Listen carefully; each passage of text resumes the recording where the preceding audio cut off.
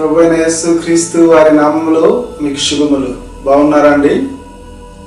Christmas సందర్భంగా చక్కని వేడుకలు చేసుకున్నారా? కొత్త బట్టలు, బంధువులతో సమయాన్ని గడిపారా? సంతోషంగా, సమాధానంగా దేవుని యొక్క సమాధానంతో మీరు జీవిస్తూ ఉన్నారా? దేవుడికే మహిమ కలుగును గాక. ప్రియులారా, సంతోషంగా కుటుంబంతో కలిసి ఉండడం చాలా గొప్ప, దేవుడిచ్చేటువంటి గొప్ప భాగ్యం. కానీ అనేకులు వాటికి లీనమైపోయి, వాటికే పరిమితమైపోయి, వాటి కొరికే జీవిస్తూ ఉంటూ దేవుడి యొక్క ప్రణాళికలను వాళ్ళు చేయలేకపోతూ ఉన్నారు. కనుక ఈ సంవత్సరం చివరిలోకి మనం వచ్చినాం. ఈ 2022 సంవత్సరం లోనికి వెళ్ళే మునిపే మనము మన సొంత విషయాలను పక్కన పెట్టేసి, లేకపోతే దేవుడి విషయాల్లో మనం ఎంత అజాగ్రత్త కలిగి ఉన్నామో ఒక్కసారి మనము శ్రద్ధ కలిగి మనల్ని మనం పరిశీలన చేసుకుంటే దేవుడిచ్చేటువంటి నూతన సంవత్సరంలో ఉన్నటువంటి ఆశీర్వాదాలను మనం చూడగలుగుతాం. ఒకవేళ మనము దేవుడిచ్చేటువంటి ఈ యొక్క అవకాశాన్ని సద్వినియోగపరచుకోకపోతే నెక్స్ట్ క్షణాన మనకు ఏమవుతుందో మనకు తెలియదు. కానీ ఒకటి గుర్తుంచుకోండి, మనము లెక్క చెప్పవలసినటువంటి వారిగా మనం ఉంటున్నాం. మన ప్రభు మనకు లెక్క అడుగుతాడు. మనం సరైన రీతిలో ఆయన ఎదుట మనం అన్ని దాఖలు చేయకపోతే మనము నేరస్తులుగా మొప్పబడతాం. కనుక ఈ సమయాన్ని సద్వినియోగపరచుకోవాల్సిందిగా ప్రభు పేరిట మనం చేస్తూ ప్రార్థనాపూర్వకంగా ప్రారంభించుకుందాం. ప్రార్థన. పరిశుద్ధుడా, ప్రేమ కలిగిన తండ్రి, మాతో మీరు స్పష్టంగా, సూటిగా ఈ దినాన కూడా మాట్లాడి మీ సాక్షులుగా మేము బ్రతుకున్నట్లు సహాయం చేయండి. తోడుగా ఉండండి. ఎటువంటి తొందరలు కలగకుండా కాపాడమని, నీ సన్నిధి మాకు అనుగ్రహించమని యేసుక్రీస్తు వారి నామములో స్తుతించి ప్రార్థిస్తున్నాం ప్రియ తండ్రి. ఆమేన్. హగ్గయి రాసినటువంటి గ్రంథము 1వ అధ్యాయము 5వ వచనాన్ని మనము చదివినట్లయితే ఎంతో స్పష్టముగా దేవుని యొక్క పనుల్లో ఆనాడు ఇశ్రాయేలు ప్రజలు ఎంత నిర్లక్ష్యం వహించారో, అదేవిధంగా దేవుని యొక్క మందిరం ఎంత ప్రాముఖ్యత కలిగి ఉందో, దాన్ని కట్టడానికి ప్రభు ఎంతగా ప్రజలను ఏర్పాటు చేసుకొని దాన్ని కట్టడానికి ఎంతగా దేవుడు సహాయపడతా వచ్చాడో, మూడవదిగా ఆ మందిరాన్ని కట్టకపోయినప్పుడు దేవుడు ఎంత బాధపడుతున్నాడో అనేది కూడా మనకు అర్థమవుతుంది. ప్రియులారా, చదువుతాను వినండి. హగ్గయి గ్రంథము 1వ అధ్యాయము 5వ వచనం. కాబట్టి సైన్యములకు అధిపతి యెహోవా సెలవిచ్చినదేమనగా, మీ ప్రవర్తనను గూర్చి ఆలోచించుకొనుడి.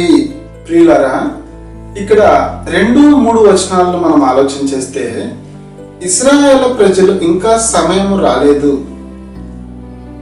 అనుకుంటూ వాళ్ళ ప్రవర్తనతో, లేకపోతే వాళ్ళ జీవితాలను ఎలా కొనసాగిస్తూ ఉన్నారంటే, వారేమో చక్కని గృహాలు నిర్మించుకుంటూ వారి కావాల్సినటువన్నీ సమకూర్చుకుంటూ ముందుకు సాగుతూ ఉన్నారు.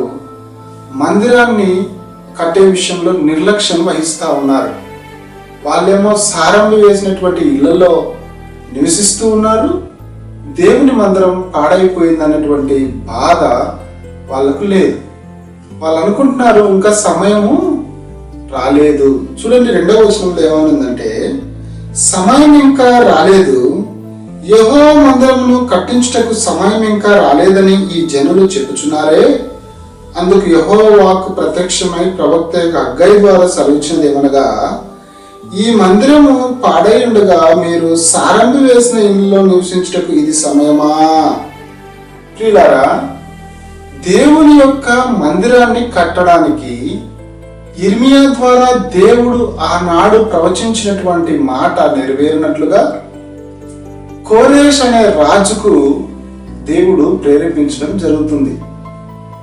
కోరేష్ యొక్క ఆజ్ఞ ప్రకారము హెజ్రా, నెహమ్యా, జకరియా, హగ్గై అనేటువంటి పెద్ద నాయకులు వీరందరూ కూడా నిలబడి దేవుని మందిరాన్ని కట్టడానికి వాళ్ళు సిద్ధపడి వస్తారు.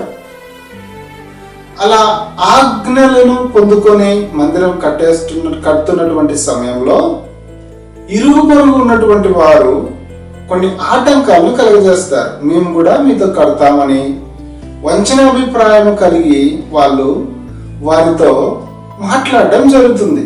వారు ఒప్పనెళ్ళకపోయినప్పుడు ఆ చుట్టూ ఉన్నటువంటి వారి పరిధిలో ఉన్నటువంటి అధికారుల దగ్గరికి వారు వెళ్ళి ఇలా వీళ్ళను ముందుకు కొనసాగింపజేస్తే, అనగా యూదులు యెరూషలేములో మందిరాన్ని కట్టుకుంటే మీకు పన్ను చెల్లించరు అని రకరకాలుగా వారి మీద నేరాలు మోపి వారి దగ్గర నుంచి, అధికారుల దగ్గర నుంచి తాకీలు తెచ్చేసి మందిరం కట్టడం ఆపివేయడం జరుగుతుంది. వీళ్ళు ఎంతగానో బాధపడి ప్రార్థనాపూర్వకంగా ఉంటూ అలా మర్చిపోతారు. మళ్ళీ హగ్గై ద్వారా దేవుని మాట వారికి ప్రకటించబడినప్పుడు జరిగినటువంటి ఈ సంభాషణే ఇప్పుడు మనం చదివినటువంటి మాటలు. ప్రియులారా, దేవుని యొక్క ఏర్పాట్లో వీళ్ళు తీసుకురాబడతా వచ్చినారు. దేని విషయమై దేవుని ఏర్పాటు? బబులోన్లో బానిసలుగా ఉంటూ ఉన్నారు. భయంకరమైనటువంటి దాసత్వంలో ఉన్నారు. దేవుని యొక్క ప్రణాళిక ప్రకారము ఆ దాసత్వంలో నుండి విడిపింపబడి యెరూషలేములో దేవుని మందిరము కట్టించబడాలి. ఇది దేవుడు ఇచ్చినటువంటి ఆ యొక్క గోల్. ఆ గోల్లో రీచ్ అవ్వడానికి అనేకమైనటువంటి ఇబ్బందులు వచ్చాయి. మనుషుల ద్వారా, అధికారుల ద్వారా వచ్చిన సమస్యలకు వీళ్ళు ఆగిపోయిన వ్యక్తులుగా కనపడతా ఉన్నారు. ఆ మందిరం కట్టే పని ఆగిపోయింది అనేసి సొంత ఇల్లు కట్టుకుంటూ ఉన్నారు. దాన్ని తిరిగి ప్రారంభించి ముగించడానికి ఇష్టపడలేదు. ప్రియులారా, మనం కూడా ఈ లోకం అనేటువంటి రంగంలో మన జీవితాన్ని కొనసాగిస్తూ ఉన్నాం. మన అంతమ గోల్ ఏంటంటే, ప్రభు వచ్చే లోపు, మన ప్రాణం పోయే లోపు ప్రభు అప్పచెప్పినటువంటి పనులను మనం నిర్వహించడమే. ఆయన మనకు అప్పచెప్పినటువంటి ఆ సువార్త, లేకపోతే ఆయన ఇచ్చినటువంటి పరిచర్య బాధ్యత వహించడమే. అది మేబీ కొంతమంది కుటుంబ బాధ్యతలు అవ్వచ్చు, కొంతమంది పరిచర్య బాధ్యతలు అవ్వచ్చు, కొంతమంది ఉన్నతమైన స్థాయిలో తీసుకురావచ్చు. ఉద్యోగంలో, వ్యాపారంలో, రకరకాల కోణాల్లో ప్రభు మిమ్మల్ని ఆ స్థాయిలో ఉంచి ఉంటాడు. ఆ పరిపూర్ణతలోనికి మనిషి వచ్చేలోపు అనేకమైనటువంటి అవరోధాలు వస్తాయి. మనుషుల ద్వారా, పరిస్థితుల ద్వారా అనేకమైనటువంటి పోరాటాలు వస్తాయి. ఈ పోరాటాలు వచ్చినప్పుడు ఈ ఇశ్రాయేలు ప్రజల్లాగే మనం కూడా ఉంటే చాలా పొరపాటు చేసిన వారమే అవుతాం. చాలాసార్లు మనం కూడా ఏం చేస్తామంటే, మన మీదకి ఒక సమస్య వచ్చినప్పుడు దానికి ప్రత్యుపకారంగా కీడుకు ప్రతి కీడు చేసేటువంటి స్వభావం, మనకు అన్యాయం చేసినటువంటి వారికి తిరిగి అన్యాయం చేసేటువంటి ధోరణి కనపరుస్తూ ఉంటాం. ఇది మానవుడికి సాధారణంగా ఉన్నటువంటి గుణ లక్షణం. దీని ద్వారా అనేకమైనటువంటి కష్టాలను, నష్టాలను కొని తెచ్చుకుంటా ఉంటాడు. ఇదంతా ఒక ఎత్తు అయితే, ఆనాడు ఆ రోజు ఇశ్రాయేలు ప్రజలు వాళ్ళ జీవితంలో జరిగినటువంటి తప్పిదము ఖచ్చితంగా నా జీవితంలో ఏమైనా అట్లాంటి గోల్ రీచ్ అవ్వకుండా ఆపివేయబడినటువంటి ఏదైనా సమస్యలు ఉంటే దాన్ని మనం అర్థం చేసుకొని సరైన రీతిలో మళ్ళీ మనం దాన్ని ప్రభు పాదాల దగ్గరికి తీసుకొని వచ్చి విజయం సాధించి మనం ఉన్నటువంటి గోల్, ఆ సేవా బాధ్యతలు, ఆ యొక్క రెస్పాన్సిబిలిటీస్ మనం ఫుల్ఫిల్ చేసుకోవడమే. ఒకవేళ నేను అన్ని బాగానే ఉన్నాను, లేకపోతే ప్రభు మాటను అర్థం చేసుకోకుండా తిరుగుబాటు చేస్తూ అలాగే ముందు కొనసాగుతా ఉంటే, ఈ హగ్గై రాసినటువంటి గ్రంథంలో 9, 10, 11 వచనాల్లో మనం చూస్తే దేవుడు వారిని శపించడం, లేకపోతే దేవుడు వారి మీద కోపించడం అనేది మనం చూస్తా ఉన్నాం. దేవుడు వారిని గద్దించడం అనేది చూస్తా ఉన్నాం. వారు విస్తారంగా విత్తనను కొంచెం మాత్రమే తీసుకెళ్తారు. వారు ఆ కొంచెాన్ని ఇంటికి తీసుకెళ్తే దాన్ని చెదరగొడతా ఉన్నాడు. ప్రియమైన వాళ్ళారా, కొట్లల్లో ధాన్యం ఉండదు, ద్రాక్షరసం, గానుగలో ద్రాక్షరసం ఉండదు. అంటే ఏమైపోతుందంటే భూమి మీద మంచు కురయకుండా ఉంది, భూమి తన ఫలములు ఇవ్వకుండా దేవుడు చేస్తా ఉన్నాడు. ఎక్కడ కూడా దేవుడు విస్తరించడానికి అది కనపడడం లేదు.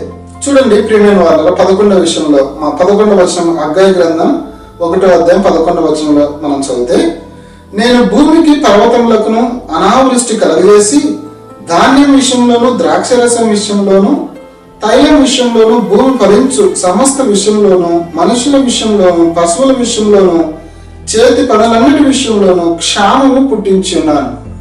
మీరు ఇలాగనే మీ సొంత పనులు చేసుకుంటూ, లేకపోతే మీ యొక్క సొంత ఉద్యోగాలు, సొంత బాధ్యతలు వహించుకుంటూ దేవుడి చిత్తాన్ని పక్కన పెట్టేస్తే, దేవుని ఉద్దేశాలు, దేవుడు ఇచ్చినటువంటి ఆ బాధ్యతలను పక్కన పెట్టేస్తే, నేను అలా మిమ్మల్ని విడిచిపెట్టను. మీకు క్షామం పుట్టిస్తాను, కరువులు రప్పిస్తాను.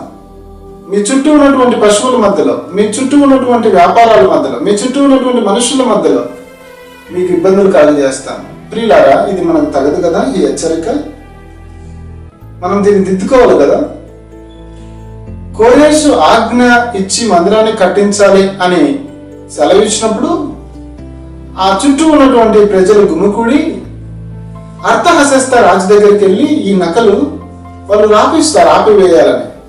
తర్వాత దర్యావేష్ కాలంలో అది నిలిపివేయబడుతుంది. మనం హెజ్రా గ్రంథం 4వ అధ్యాయం చివరి 23వ వచనంలో మనం చూస్తే ఈ మాటలన్నీ కనపడతా ఉంటాయి.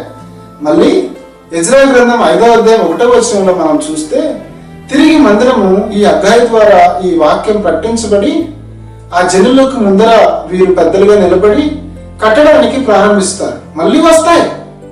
మళ్ళీ వచ్చినప్పుడు కూడా వాళ్ళు నిలబడి ప్రభు ప్రార్థనాపూర్వకంగా నిలబడి, అయ్యా మేము రాజైన కోరేష్ దగ్గర నుంచి ఇది ఆజ్ఞ పొందుకొని వచ్చాము అనేసి వాళ్ళు చెప్తారు. చెప్పినప్పుడు అవన్నీ చదివించి, అవును ఇది కరెక్టే అని ఎవరైతే ఆపివేశారో ఆ పని వారి ద్వారానే జరగడానికి కూడా తీర్మానించడం జరుగుతుంది. కనుక ప్రియమైన వాళ్ళారా, మనం అర్థం చేసుకోవాల్సింది ఏంటంటే, మనకు ఏదైనా ఒక అపాయం, ఏదైనా ఒక జరగకూడని కార్యం మన జీవితంలో జరిగితే దాన్ని మనం అర్థం చేసుకొని ప్రార్థనాపూర్వకంగా విజయం సాధించాలి. మనం ఏం చేస్తాము? మన హృదయానికి చోటిస్తాం, మన హృదయంలో ఉన్నటువంటి చెడు స్వభావానికి చోటిస్తాం. ఇర్మియా గ్రంథం 17వ అధ్యాయం 9వ వచనంలో, నీ హృదయము మోసకరమైనది, బహు వ్యాధి గలదని వాక్యం సెలవిస్తూ ఉంది. మనిషి హృదయాన్ని అర్థం చేసుకోవడానికి ప్రయత్నించడు. 1 కొరింథీయులకు రాసినటువంటి పత్రిక 2వ అధ్యాయము 10-11 వచనాల్లో మనుషుల హృదయంలో జరుగుతున్నటువంటి సంగతులు ఆ మనిషిని ఆత్మనికే కానీ ఇంక ఎవరికి తెలియదని సెలవిస్తూ ఉంది. కనుక ప్రియమైన వాళ్ళారా, మనం ఏదో సొంతగా ఆలోచన చేసుకొని స్వార్థ ప్రియులుగా, లేకపోతే కక్షతో ఏదో ఒకరికి ఏదో మనకు ఇబ్బంది పెట్టేస్తారనేసి తిరిగి మనం ఇబ్బంది పెట్టడానికి అనేకమైన పన్నాగాలు చేస్తూ ఉంటాం. అది తప్పు. వాక్యానుసారంగా రావాలి. ఈ సంవత్సరం అలా చేశావేమో, దేవునికి అవిధేయులు అవుతా వచ్చినావేమో, హెచ్చరిస్తున్నా దిద్దుకోవడానికి ఇష్టపడట్లేదేమో, ప్రియమైన వాళ్ళారా ఒక్కసారి జ్ఞాపకం చేసుకోమని మనం చేస్తా ఉన్నాం. ప్రియమైన వాళ్ళారా, ఈ సంవత్సరం అంతా కూడా మన పనుల్లో మనం బిజీ అయిపోతూ ఈ అసలు వాక్యమే హెచ్చరికలు లేవు. వాక్యం అంటే మనం వినడానికే సమయం పెట్టట్లేదు కదా. కనుక ఈరోజు దేవుడు ఈ 2022 సంవత్సరానికి వెళ్లే ముందు ఒక్కసారి నిన్ను పరిశీలన చేసి నిన్ను బాగు చేయాలనుకుంటా ఉన్నాడు. బాగుపడాలి అంటే ఏంటో తెలుసా? ఆ దేవుడిచ్చే కరువులోంచి ఎలా బాగుపడాలో తెలుసా? ఒకటే ఆయన దగ్గరికి రావాలి. మీ ప్రవర్తనను ఆలోచించుకొనుడి అంటున్నాడు. అంటే మన ప్రవర్తన దేవుని దృష్టిలో సరిగ్గా లేదు. దేవుని యొక్క పనుల్లో, దేవుని యొక్క బాధ్యతల్లో, దేవుని యొక్క ఉద్దేశాల ప్రకారం మనం నడుచుకోవట్లేదు. దాన్ని మనం సరైన రీతిలో అర్థం చేసుకోవడానికి ప్రయత్నం చేయాలి. ఎంత సమయం నేను దేవునికి గడుపుతా ఉన్నాను, ఎంత సమయం నేను ఇంట్లో వాళ్ళకి ఇస్తా ఉన్నాను, ఎంత సమయం దేవుని యొక్క పరిచర్యలకు, దేవుని యొక్క సహవాసానికి, విశ్వాసుల మధ్యలో నేను గడుపుతా ఉన్నాను.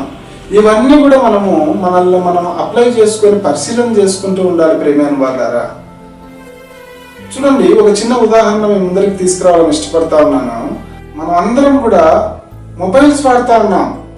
మొబైల్ పాస్వర్డ్ మర్చిపోయామనుకోండి, దాన్ని అన్లాక్ చేయలేకపోతున్నాం అనుకోండి, ఎలా చేస్తాము? 3 విధాలుగా మనం ఆలోచన చేయొచ్చు. ఒకటేంటి, మనకు పాస్వర్డ్ గుర్తొచ్చేటట్లుగా మనము కొద్ది సమయం గడిపి మనం దాన్ని గుర్తు చేసుకోవడానికి ప్రయత్నం చేయొచ్చు. రెండవది ఏంటంటే, మెకానిక్ దగ్గరికి తీసుకెళ్ళచ్చు. మెకానిక్ ఏం చేస్తాడు? దానికి తగినటువంటి టోకన్ జనరేట్ చేయడం, దానికి తగినటువంటి రిపేర్ తగినటువంటి ఏమన్నా అప్లికేషన్స్ ద్వారానో లేకపోతే దానికి తగినటువంటి టూల్స్ వాడో దాన్ని తిరిగి రిస్టోర్ చేయడానికి లేకపోతే సెట్ చేయడానికి ప్రయత్నం చేస్తాడు అనమాట. సో ఇక్కడ మనం చూస్తే ప్రీమియర్ వాళ్ళరా, ఫైనల్ గా సక్సెస్ అవడానికి ఈ మెకానిక్ ట్రై చేస్తాడు. ఫైనల్ గా అవ్వలేదు అనుకోండి, రిస్టోర్ చేయడానికి తనకు తగిన టూల్స్ వాడడం అనేది జరుగుతుంది అనమాట. ఇక్కడ చూస్తే ప్రియులారా, మనము ఈ చివరి మాసంలోనికి, చివరి రోజుకి వచ్చేసాం, ఈ సంవత్సరం అంతంలోనికి వచ్చేసాం. మనము మన పాస్పోర్ట్ ను గుర్తు చేసుకోవాలి. మన ప్రవర్తన విషయంలో ఎక్కడెక్కడ తప్పు చేస్తా వచ్చినాము, ఎక్కడెక్కడ దేవునికి అవిధేయులు అవుతా వచ్చినాము, ఎక్కడ దేవునికి బాధ పెడతా వచ్చినాము, దేవునికి ఇవ్వవలసినటువంటి సమయాన్ని ఎక్కడ ఇవ్వలేకపోతా వచ్చినాము అనేది మనం పరిశీలన చేసుకున్నప్పుడు మన తప్పులు ఏంటో, మన అవిధేయత ఏంటో, మనం ఎక్కడ దేవుని యొక్క ఆ యొక్క పెట్టినటువంటి ఆ హద్దును ఎక్కడ దాటామో మనకు అర్థమవుతుంది. నీకు రెండవ అవకాశం ఏంటంటే, వాక్యం ద్వారా హెచ్చరించబడతా ఉన్నాం, వాక్యం ద్వారా బోధించబడి సరి చేసుకోవడానికి అవకాశం ఇవ్వబడతా ఉంది. ఏదైనా నీ పొరపాట్లు, నీ తప్పులు, నీ అతిక్రమములు, నువ్వు దాటిపోయినటువంటి పరిస్థితులు తిరిగి జ్ఞాపకం చేయడానికి పరిశుద్ధాత్మ ద్వారా హెచ్చరిక పొందడానికి సహాయపడతా ఉన్నాయి. నువ్వు ఎక్కడైనా ఈ రెండో అవకాశంగా ఉన్న దీన్ని సద్వినియోగపరచుకొని ఒప్పుకుంటే మనము రిస్టోర్ చేయబడతాం, పాస్వర్డ్ రీసెట్ చేసుకోగలుగుతాం. మళ్ళీ తిరిగి మన మొబైల్ అనే జీవితాన్ని సరిగ్గా మనము వాడుకోగలుగుతాం. ప్రియులారా, ఇంకొక చిన్న ఉదాహరణ చెప్పి ముగించాలని ఇష్టపడతా ఉన్నాను. లూకాసు వార్త 12వ అధ్యాయంలో చూస్తే, ప్రభు పెళ్లి విందు నుండి వచ్చినట్టుగా మన ఇంటికి వస్తే ఎవరైతే దాసులుగా సిద్ధపడి ఉంటారో వారు ధన్యులు. ప్రభు రాబోతా ఉన్నాడు. ఏ సమయంలో వస్తాడో ఎవరికి తెలియదు. ఆయన దొంగ ఏ కాలంలో వస్తాడో ఎవరైనా ఎరిగింటే వాళ్ళు ఆ ఇంటికి కన్నం వేయకుండా జాగ్రత్త పడతారు కదా. ఆ దొంగ ఏ గడియలో వస్తాడో ఆ ఇంటి యజమానుడికి తెలియదు, అందుకే కన్నం వేయబడుతుంది. కనుక ప్రభువు కూడా ఏ జామున వస్తాడో తెలియదు. ఏ వ్యక్తి అయితే, ఏ సహోదరుడు, ఏ సహోదరైతే ఆయన రాక కొరకై సిద్ధపడి సరి చేసుకుని రక్షణను కొనసాగిస్తూ ఉంటారో వారు ఆయన విందులో పాల్గొనలు పొందుతారు, ఆయన రాజ్యంలో అర్హులవుతారు. కనుక ప్రియమైన వాళ్ళారా, మన ముందర కొన్ని గంటలు మాత్రమే ఉంది. మనం పరిశీలన చేసుకుందాం, ప్రభు సహాయాన్ని కోరుకుందాం. నాకు రిస్టోర్ చేయి ప్రభువా, తిరిగి నీ పనులు నేను చేస్తాను, నీకు సమయం గడుపుతాను, కుటుంబం పాదిగా నీకు సేవ చేస్తాము. ఈ సంవత్సరం అంతా పాడు చేసుకున్నాం ప్రభువా, మమ్మల్ని క్షమించయ్యా. నిన్ను గణపరచలేకపోతా వచ్చినాం, అన్యుల మధ్యలో నీ నామాన్ని గణపరచలేకపోతా వచ్చినాం. ఆ రోజు ఈ ఇశ్రాయేలు ప్రజలు అన్యులతో వివాహం ఆడుకుంటూ ఉన్నారు, అన్యులతో అన్యాచారాలు పాటిస్తూ ఉన్నారు, ఇష్టానుసారంగా ఉంటూ ఉన్నారు. దేవుని భయం లేదు. ఇష్టానుసారంగా వాళ్ళు బ్రతకడం కారణం వల్ల, వాళ్ళ సొంత కార్యాలు వాళ్ళు చేసుకోవడం వల్ల దేవుడు వారిని బట్టి చాలా బాధపడతా వచ్చాడు. ప్రియమైన వాళ్ళ, మనం అలా ఉండకుండా దేవుడి యొక్క సహాయంతో ఈ 2022వ సంవత్సరంలోనికి ప్రవేశిద్దాం. ప్రార్థన చేసుకుందాం. పరిశుద్ధుడా, ప్రేమ కలిగిన తండ్రి, అవునయ్యా, నేను తప్పు చేశాను, పాపం చేశాను, నీకు సమయం ఇవ్వలేకపోతా వచ్చాను, నా ప్రవర్తన నేను సరి చేసుకోలేకపోతా వచ్చినాను. నువ్వు అంటున్నావు, మీ ప్రవర్తన విషయమై ఆలోచించుడి. అయ్యా, మీరు నాయన నా జీవితంలో మీకు ఉన్నటువంటి ప్రేమ కొరకై స్తోత్రం. నా సొంత విషయాలు చేసుకుంటా వచ్చాను, నా వ్యాపారం, నా కుటుంబం, నా బంధువు, నా ఉద్యోగం, నేను ఎలా పైకి రావాలి, ఎలా నేను హెచ్చించబడాలి అన్నటువంటి ఆ ఫోకస్లోనే ముందుకు సాగుతూ నీ పనుల్లో నిర్లక్ష్యం వహించాను. నువ్వు హెచ్చరిస్తున్నావు, దిద్దుకోమని సెలవిస్తూ ఉన్నావు. ప్రభా, కాపాడండి, కరుణించండి. దేవా, నేను ఈ 2022వ సంవత్సరంలో ఫలభరితంగా నీ కొరకు నీ సాక్షిగా బ్రతకడానికి సహాయం చేయండి. ఈ కొత్త సంవత్సరం నీ దీవెన ఆశీర్వాదాలతో మళ్ళీ అయ్యే పొరపాట్లు చేయకుండా, నీ క్షేమం మా మీదకి తెచ్చుకోకుండా దేవా మా యొక్క నాయన తొట్లల్లో ద్రాక్షరసం నింపబడి ఉండడానికి, మా నాయన తండ్రి గానుగల్లో ధాన్యం సమృద్ధిగా ఉండడానికి మీరే నాయన మా కొట్లను నింపండి. మీరే తోడుగా ఉండండి దేవా. నీ యొక్క కోపానికి మేము మా జీవితాలను అప్పచెప్పుకొనుక దేవా నీ యొక్క కనికరానికి మేము చోటిచ్చేవారిగా సహాయం చేయండి. మా హృదయం మోసకరమైనది, బహువ్యాధి గలది, దాన్ని గ్రహించగలవాడు ఎవడో అని మీరు సెలవిస్తున్నారు. దాన్ని అర్థం చేసుకోవడానికి ఈ పరిశుద్ధాత్మతో దేవా నా హృదయాన్ని పరిశోధించుము, పరీక్షించుము. 139వ కీర్తనలో నువ్వు మాట్లాడుతూ ఉన్నావు. మీకు స్తోత్రములు తండ్రి, వందనాలు చెల్లిస్తూ ఉంటున్నాం దేవా. నీ సాక్షిగా మేమందరం బ్రతుకున్నట్లు మీరే కృప చూపించి దేవా, మీరేనైనా తండ్రి మమ్మల్ని పరిశీలన చేసుకోవడానికి, ఇంకా వ్యక్తిగతంగా సమయం గడిపి పరిశోధించుకోవడానికి మీరే కృప చూపించమని యేసుక్రీస్తు నామములో స్తుతించి ప్రార్థిస్తున్నాం తండ్రి. ఆమేన్. God bless you. God bless India.